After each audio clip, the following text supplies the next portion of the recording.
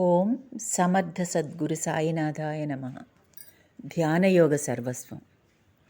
మనము జగత్తు. మొదటి భాగం. తన్మయత్వం ఎలా కలుగుతుంది? మనస్సు ఒక్కొక్క ఇంద్రియం ద్వారా పనిచేసేటప్పుడు ఆయా ఇంద్రియాల యొక్క క్రియలను చేస్తుంది.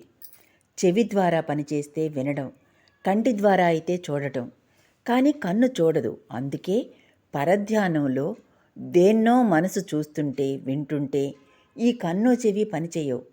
చూసే మనస్సును సూక్ష్మనేత్రం, కంటిని స్థూలనేత్రం అంటారు. అట్లానే అన్ని జ్ఞానేంద్రియాలను కంటి ద్వారా చూసేటప్పుడు మనస్సు తన స్వరూపాన్ని విడిచి కన్ను అవుతుంది.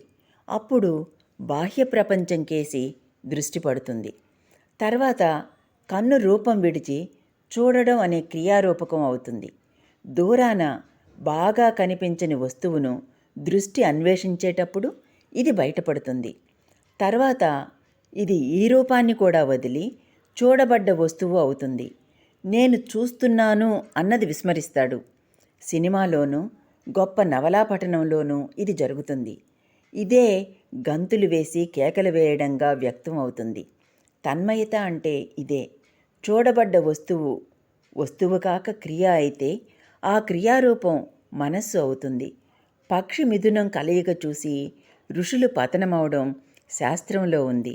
మనస్సు స్థూల ఇంద్రియంగా కాకుండా ఊహలో సూక్ష్మ ఇంద్రియ రూపాన్ని, సూక్ష్మ దృష్టి రూపాన్ని, దానితో చూడబడ్డ కల్పిత వస్తు క్రియారూపాన్ని ధరించవచ్చు. పిచ్చివాళ్లలో, కలల్లో, కవులలో అదే జరిగేది. మొదటి ఇద్దరిలోనూ అధీనం తప్పుతుంది. కవిలో అధీనంలో ఉంటుంది. అదే భేదం. మనిషి మామూలుగా అనుభవించే తృప్తి, శాంతి, సుఖాలు ఎట్లా కలుగుతాయి? మనస్సు మామూలుగా తడవకు ఒక్క ఇంద్రియంగానే పనిచేస్తుంది. అతి జాగ్రత్తగా గమనిస్తే గానీ తెలియదు. ఉదాహరణకు, మనం వింత చూస్తుంటే పక్కవాడి మాట యందు వర్తించదు. చెవికి శబ్దం తాకిడి లీలగా తెలియవచ్చు గాని మాటగా గుర్తించబడి అర్థంగా మనస్సుకు సోకదు. మెలకువగా రోడ్ల మీద నడిచేటప్పుడు, సినిమా చూసేటప్పుడు కూడా మనం ఊహించినట్లు కన్ను, చెవి కలిసి పనిచేయవు. ఒకసారి కన్ను, ఒకసారి చెవి అతి త్వరగా పనిచేయడమే జరుగుతుంది.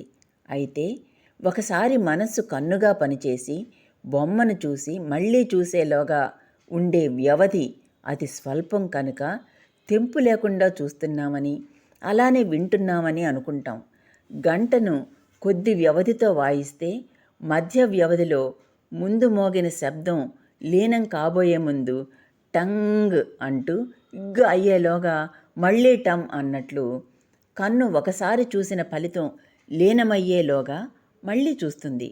ఇది బాగా గమనిస్తే గానీ తెలియదు. మనస్సు పనిచెయ్యడమే ఒక త్రుటి బాహ్యంగా, ఒక త్రుటి మన లోపల పనిచేస్తుంది. బయట పనిచేసేటప్పుడు కంటి ద్వారా చూస్తుంది, లోపల పనిచేసినప్పుడు వింటుంది. దీనికి సూచన ఉచ్ఛ్వాస నిశ్వాసాలు, కళ్ళు ఆర్పడం, గుండె కొట్టుకోవడం. అయితే సినిమా ఫిలిం విడిగా చూస్తే అనేక బొమ్మలు విడివిడిగా ఉండి ఒక వేగంతో తెర మీద వేస్తే అంతా ఒకే బొమ్మగా, నిరవధికమైన కదలికగా తెర మీద పడ్డట్లే ఇంద్రియ ప్రవృత్తులనే విడివిడి బొమ్మలు మనస్సు అనే తెర మీద నిరవధికమైన దృష్టిగానూ కనిపిస్తూ శ్రవణంగానూ గోచరిస్తుంది. అందుకని మనం మధ్య వ్యవధిని గుర్తించం. అందుకే విడివిడి క్షణాలు తెలుస్తాయి, కానీ ఇప్పుడు అన్నది తెలియదు. ఈ సంధిని గమనించడమే సంధ్యావందనంలోని రహస్యం.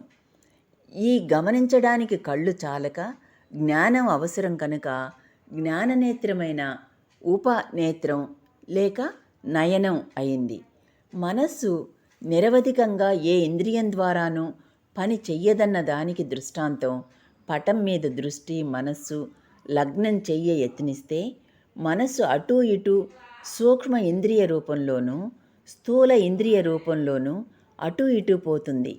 దృష్టి కాసేపు నిలవగానే ఎక్కడో కూసిన కాకి కోత, పిచ్చుక అరుపు లాంటివి బాగా వినిపిస్తాయి. అట్లా వినడానికి ప్రయత్నిస్తే చుట్టూ వస్తువులు, ప్రకృతి మామూలుగా కంటే స్పష్టంగా, సూక్ష్మంగా పరిశీలించగలుగుతాం. ఇంకొక ఉదాహరణ, చాలా జాగ్రత్తగా బలవంతాన వినడానికి, చూడడానికి ప్రయత్నిస్తే, ఉదాహరణకి గుసగుసలు వినడానికి ప్రయత్నించినప్పుడు శ్వాస తాత్కాలికంగా నిలుస్తుంది.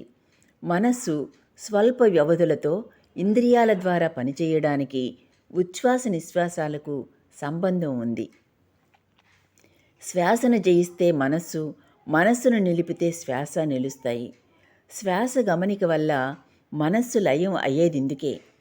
ఇట్లా మనసు ఒక్కొక్కసారి ఒక్కొక్క ఇంద్రియం ద్వారా బహిర్గతమవడమే మనోచాంచల్యానికి కారణం.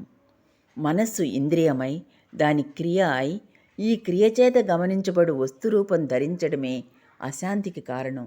ఈ పరిణామం సుఖదాయకము, ఇష్టము అయితే రాగము లేక కోర్కె, లేకపోతే ద్వేషం, ఈ రెండూ కాకుండా ఉండదు. ఈ రెండూ కాని వస్తువును మనస్సు బాగా గమనించదు. అటువంటి వస్తువుల మధ్య ఉండవలసి వస్తే తోచదు. వీలైతే ఇష్టమైన వస్తువుల మధ్యకు పోవాలంటుంది. పోనివ్వకపోతే ఇష్టాయిష్టాలు కాని వస్తువులను అయిష్టంగా మారుస్తుంది.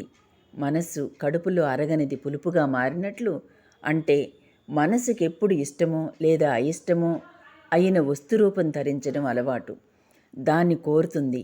దేని రూపం ఏ ఇంద్రియం ద్వారా మనసు పొందుతుందో వాటినే భగవద్గీతలో ఇంద్రియార్థాలు అంటారు. పురుషార్థం అంటే పురుషుడు అన్వేషించేవి, కోరేవి అని. అలానే ఇంద్రియార్థం అంటే ఇష్టం అయిష్టం కాని వస్తువులను అయిష్టంగా, బోర్గా మార్చి వాటి నుంచి సూక్ష్మేంద్రియాలు ఇష్టం వైపుకు పరిగెత్తి, అంటే ఊహించి, వాటిని పొందాలని కోరి ఆటంకాలను ద్వేషించి, అది ఇంకొకరికి లభ్యమవుతుందేమోనని అసూయపడి, ఇవన్నీ కాకపోయినా పొందలేకపోయాం కదా అని బాధపడుతుంది. ఇదే అశాంతి అంటే. దీనికి కారణం మనస్సు ఒక్కొక్కప్పుడు ఇంద్రియం ద్వారా బహిర్గతమై ఇష్టమైన వస్తురూపం ధరించి తన స్వరూపాన్ని విస్మరించడమే. నిర్మలమై నిశ్చలమైన కొలను యొక్క ప్రశాంత నీటి మట్టం అందులో వేసిన ఏ రాయి మూలాన్నో, కదలిక మూలాన్నో అలల రూపం ధరించి, ఈ అలల పరస్పర సంఘర్షణ ఒడ్డుకు కొట్టుకోవడం వల్ల కలత చెందినట్లు. ఇట్లా కావలసిన దానికోసం కోరిక, అడ్డం వచ్చిన వాటి మీద అయిష్టం పొందినవాడు తాను కోరిన దానిని పొందినప్పుడు ఆ అనుభవాన్ని పొందుతున్న క్షణంలో తృప్తి, శాంతి వస్తాయి. కారణం, అది లభించిందన్న భావంతో మనసు తిరిగి తన స్వరూపాన్ని పొందుతుంది. అందుకే తల్లి బిడ్డలైనా, స్నేహితులైనా, దంపతులైనా ఆలింగనంలో మేము ఇద్దరము ఆలింగనం చేసుకుంటున్నాం అన్న విషయాన్ని విస్మరించి హాయి రూపాన్ని పొందుతారు. అందుకే తీపి ఇష్టమై కావాలని పాయసం చేయించుకొని దాన్ని తిని తృప్తి పడుతున్న వాణ్ణి ఎలా ఉంది అని అడిగితే బాగుంది అంటాడు. కానీ తీయగా ఉంది అనడు, హాస్యానికి తప్ప. అయితే మనస్సు తడవకొక ఇంద్రియం ద్వారానే పనిచేస్తుందన్నాం కనుక మళ్ళీ మొదటికి కొంతసేపటికి ఇంకో ఇంద్రియం ద్వారా మరో ఇంద్రియార్థాన్ని అన్వేషించడంలో మళ్ళీ అశాంతిని పొందుతుంది. కనుక ఇట్లా విషయానుభవం వల్ల వచ్చే ఆనందం తాత్కాలికం. అది అలవాటై లభించినప్పుడు దుఃఖం, ఆటంకం ఎడల ద్వేషం, సాటివారి మీద అసూయ, అనుమానాల రూపంలో ఎంతో నరకాన్ని కొని తెచ్చే సావకాశాన్ని బీజంగా నాటుతుంది. అందుకే క్రీస్తు అన్నాడు, జీవితంలో 2 బాటలున్నాయి. బాగా విశాలము, సుఖవంతము అయినది ఒకటి. దాన్ని అందరూ అవలంబిస్తారు. అది వినాశానికి, నరకానికి దారి. ఇంకొకటి అది సన్నదిగాను, ఇరుకుగాను, కష్టంగాను, అయిష్టంగాను ఉంటుంది. దాన్ని అవలంబించేవారు చాలా కొద్దిమంది. శాశ్వతానందదాయకమైన స్వర్గానికి దారి అది అని. వీటినే మనవారు ప్రియము, శ్రేయస్సు అని శాస్త్రాలలో చెప్పారు.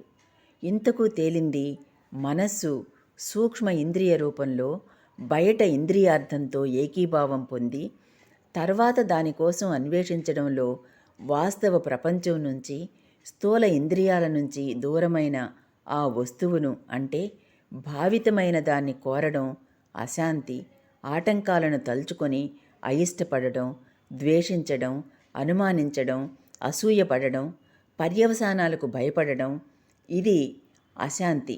ఇంద్రియాల వల్ల తృప్తి ఎప్పుడూ ఇంతే. శాంతికి కారణం మనస్సు ఏ ఇంద్రియ రూపము పొందకుండా ఉండటమని, తన స్వరూపంలో ఉండటమని గ్రహించిన సాధువులు మనస్సుని ఇంద్రియాల అధీనం నుండి తొలగించి, అంటే చూడటం, వినడం, దృష్టిని ఆకర్షించడం ఇత్యాదుల అలవాటు తప్పించి, మనస్సునందే కట్టివేసి ఆ శాంతిని అనుభవించడం అలవాటు చేసి అందులో నిలిచిపోతారు. అప్పుడు ఏ ఇంద్రియార్థం లభించడం మీద ఆధారపడని ఆనందాన్ని పొందినందువల్ల, దేన్ని పొందకపోవడం వల్ల కలిగే అశాంతిని పొందక, స్వతహాగా అటువంటి తత్వం గల మనస్సు ఒక్కటే పరిణామం చెంది ఇతర జీవులలో ఈ విధంగా పనిచేస్తోందని తెలుసుకుని, ఆ మనస్సే వాళ్ళై వాటి సంకల్పాలు తామైపోతారు. మనుషుల మీద, పరిస్థితుల మీద కోరిక, భయం, అయిష్టం ఇవే మానవుల మధ్య మమత, ప్రేమల సారం. అందుకే ఏవీ శాశ్వతంగా నిలవ్వు. మనసుకు నిశ్చలత ఏది? శాంతి మనస్సులోది, ఏ జాగాలోది కాదు. అయితే ఈ సంగతి తెలియని విధంగా చెప్పకుండా తెలిపి సహాయపడుతుంది మహాత్ముల సన్నిధి. అది ఒక్కసారి పొంది దాన్నే స్మరిస్తూ స్థిరం చేసుకుంటే అప్పుడు వారికి ఏ దుఃఖమూ అంటదు. 11వ అధ్యాయం సమాప్తం. ఓం సాయిరాం.